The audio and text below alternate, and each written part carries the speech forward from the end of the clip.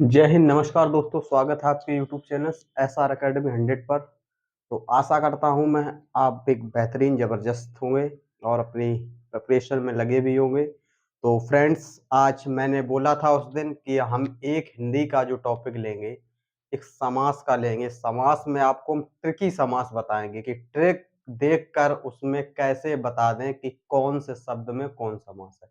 तो आइए फ्रेंड्स, ज़्यादा देरी समय नहीं लेंगे, मेरे भी पास आज समय कम है। तो जिन्होंने अभी तक मेरा ये S R academy 100 YouTube channel से ना जुड़ा हो, तो कुछ सीखने के लिए इस यूट्यूब चैनल से जुड़े और इसका लाभ उठाए। तो आइए फ्रेंड्स, चलते हैं। आज हम बहुत एक बेहतरीन टॉपिक लेंगे। क्या? समास। देखिए, समास होता क्या है, आइए। हिंदी का टॉपिक है और इसका नाम है समास। ओके। अब देखिए, समास होता क्या है। हम आपको समास बताएं कि भाई अनेक पदों को मिलाकर जो एक पद का निर्माण करना समास कहलाता है। यानी कि अनेक पदों को मिला के जो एक पद, यानी कि ज्यादा को थोड़े में कहना, उसी को समास कहते हैं। तो होता क्या है कि समास का सामान्य अर्थ होता है संक्षिप्तीकरण। ये आप सभी लोग जानते हैं, समास का शाब्दिक अर्थ क्या होता है? संक्षिप्तीकरण।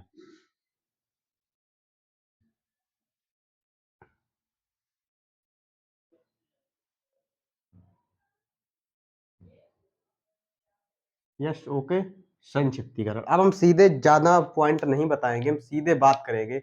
हिंदी में समास 6 माने गए हैं। कौन कौन से हैं देखें। अव्ययी भाव समास हो गया, कर्मधारय समास हो गया, द्विगु समास हो गया, तत्पुरुष समास हो गया, द्वंद्व समास हो गया और लास्ट हमारा बहुब्रीहि समास होगा। अब समास हम एक लेंगे क्या? समास को हम एक लेंगे क्या? अव्ययी भाव। नंबर एक, समास के भेद लिखेंगे। पहले हम हेडिंग बनाएं, समास के भेद। शुरुआती पॉइंट से स्टार्ट करेंगे। समास के भेद। मूलतः 6 भेद होते हैं। कितने? 6 भेद होते हैं।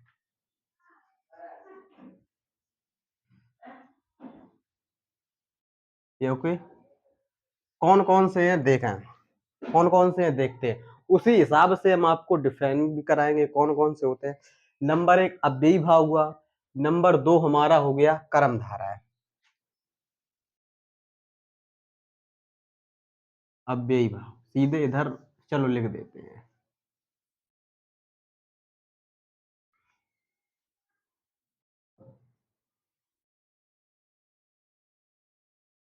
अव्ययी भाव समास, कर्मधारय समास। गर्मी बहुत है। कर्मधारय हो गया हमारा। इसके बाद द्विगु समास।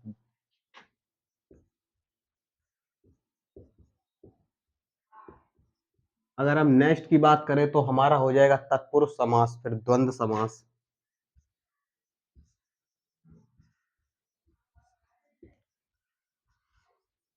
इसके बाद हमारा हो जाएगा द्वंद्व समास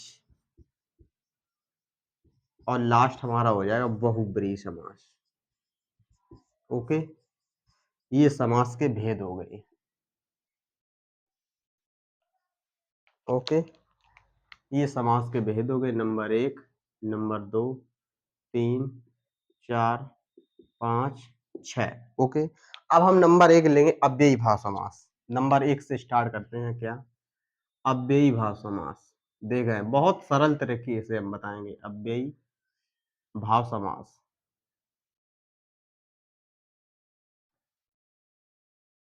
आइए एक एक हम अब समास को हम हैंडल करेंगे। हैंडल देंगे, परिभाषा हम केवल बोलेंगे और जो ट्रिक होगी वो हम यहाँ लिखाएंगे। परिभाषा सुने इसकी, अव्ययी भाव समास की। एक मिनट। अव्ययी भाव समास की परिभाषा सुने। परिभाषा क्या होती है कि इसमें पहला पद अव्यय या उपसर्ग है। इसमें पहला पद जो होता है अव्यय या उपसर्ग होता है। जिन शब्दों की आवृत्ति पाई जाती है उनमें भी अव्ययी भाव समास होता है। आप समझ गए होंगे कि क्या इसकी हम ट्रिक लिख देंगे। अब ट्रिक बोलें, आप ट्रिक से पहचाने ट्रिक क्या है। इसमें ट्रिक ये है कि समास को अलग करने पर बीच में का, की, को के लिए आए। समास को अलग करने पर का, को, की, यानी कि का, को, की के लिए शब्द आए, के लिए, बस आप समास खत्म, अव्ययी भाव। कैसे? जैसे अगर हम उदाहरण दें, और अगर इसमें का के लिए, अगर जैसे कि मैं पर भी निकले और एक हम लिख दें का के लिए, मैं पर, ये भी कभी कभी आ जाते हैं, मैं और पर आए। अब कैसे हम पहचानेंगे? देखें, उदाहरण की बात करेंगे हम। उदाहरण, आइए, उदाहरण क्या है हमारे? उदाहरण हमारे रहेंगे जैसे स्वर्ग प्राप्त, स्वर्ग प्राप्त, इसमें क्या हो जाएगा? स्वर्ग प्राप्त को, स्वर्ग को प्राप्त करने वाला, स्वर्ग को प्राप्त करने वाला,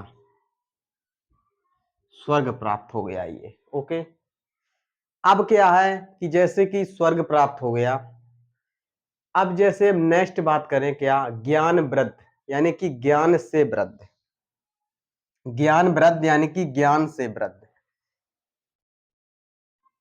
ज्ञान वृद्ध, यानी कि इसका समास विग्रह होगा ज्ञान से वृद्ध,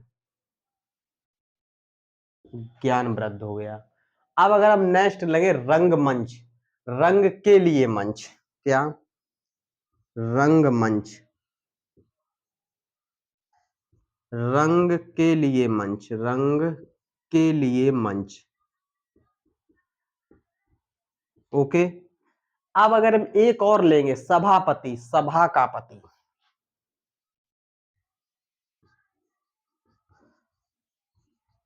सभा का पति। अगर हम इसी क्रम में एक और अगर हम बात करें तो क्या? कविराज, कवियों में राजा, कविराज, इसका करेंगे कवियों में राजा। ओके, ये आपका समास हो गया। अगर हम अब इसके कैसे हम पहचानेंगे? देखो, स्वर्ग को प्राप्त का शब्द से आ गया, के लिए आ गया, और सभा का पति, कवियों में राजा, ये क्या है?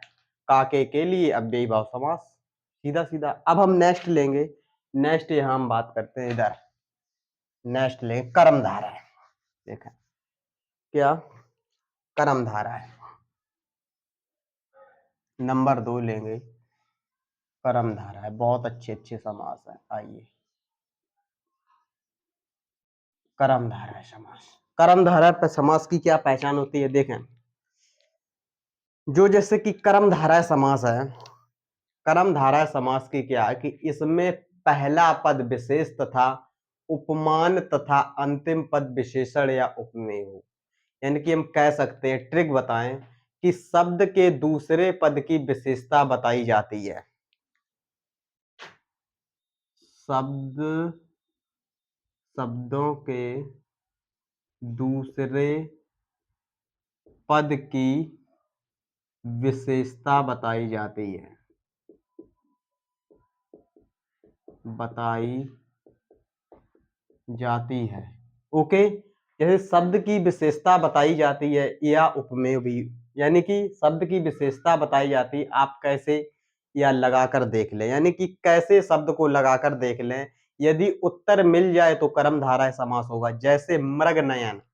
आप उदाहरण लेंगे, सीधे हम उदाहरण की बात करेंगे। क्या उदाहरण? आइए, उदाहरण क्या है? मृग नयन। देखें, मृग नयन।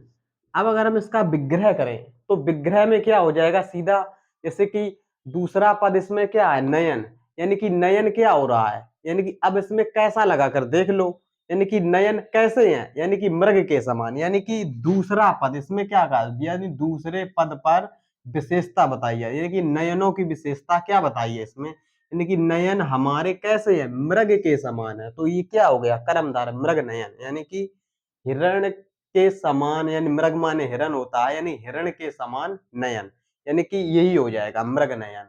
ठीक है, ये आप समझ गए, मृग के समान, मृग के समान। ओके, अब हम इसी क्रम में दूसरा ले लें। दूसरा भाई लेंगे क्या, नीलांबर, नीला है अंबर, देखें बहुत, नीलांबर, परिभाषा कतई न रटें। नीलांबर को अगर हम विच्छेद करें, विग्रह करें, नीला है जो अंबर, क्या, नीला है जो अंबर, क्या हो गया, नीलांबर। अब हम इसी क्रम में करते हैं, जैसे कि भाई महात्मा, महान है जो आत्मा, महात्मा, महान है आत्मा जो, महान है जो आत्मा। अब हम एक और ले लें, पीतांबर, पीतांबर, पीतांबर को हम बोलेंगे पीला है जो, पीला है जो अंबर, पीतांबर। ओके, अब हम इसी क्रम में जैसे एक और ले लें, एक महाजन को ले लें, महान है जो जन, महाजन, महाजन, यानी कि महान है जो जन, महान है जो जन। ओके, अब आप समझ गए होंगे, अब हम ज्यादा नहीं लिखाएंगे, क्योंकि आपको क्या है कि यानी कि इस चीज की विशेषता बता रहे, यहाँ आत्मा की, यहाँ अंबर की बताएगी, यहाँ नयन की बताएगी, यहाँ भी अंबर की, यहाँ जनों की विशेषता बताएगी, यानी कि आप समझ सकते हैं हर दूसरे पद की विशेषता बताएगी, उसमें क्या कर्मधारय समास होता है। अब हम लेंगे भाई क्या, दिगु, यानी कि दिगु नहीं लेंगे अभी, अब हम लेते हैं क्या, जैसे कि तत्पुरुष, तत्पुरुष लेते हैं, तत्पुरुष समास। आइए, वीडियो कुछ गड़बड़ है, चलें, ओके।